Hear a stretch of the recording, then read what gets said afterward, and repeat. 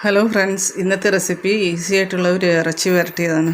1.5 kg ഇറച്ചിയാണ് ഇതിലേക്ക് എടുത്തിട്ടുള്ളത്. ഇതിലേക്ക് 2 സവാള നീളത്തിലരിഞ്ഞതും 1 തക്കാളി അരിഞ്ഞതും 15 അല്ലി വെളുത്തുള്ളി, 2 ഇഞ്ച് കഷ്ണം ഇഞ്ചി, 8 പച്ചമുളക് എന്നിവ ചതച്ചതും, കുറച്ച് കറിവേപ്പില,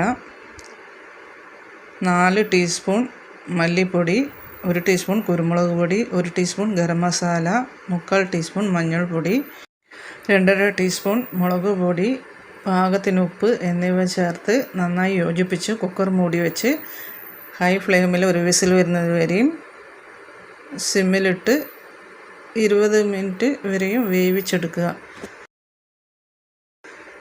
വേറൊരു പാത്രം ചൂടാക്കി 2 ടേബിൾ സ്പൂൺ വെളിച്ചെണ്ണ ഒഴിച്ച് 1/4 ടീസ്പൂൺ ഉലുവയിട്ട് മൂപ്പിച്ച് 10 ചെറിയ ഉള്ളിയും 5 അല്ലി വെളുത്തുള്ളി ചതച്ചതും ചേർത്ത് വഴറ്റി കുറച്ച് കറിവേപ്പിലയിട്ട് നന്നായി മൂപ്പിച്ചതിന് ശേഷം വെന്ത ഇറച്ചി അതിലേക്കിട്ട് നന്നായി വഴറ്റിയെടുത്ത് വറ്റിച്ചെടുക്കുക.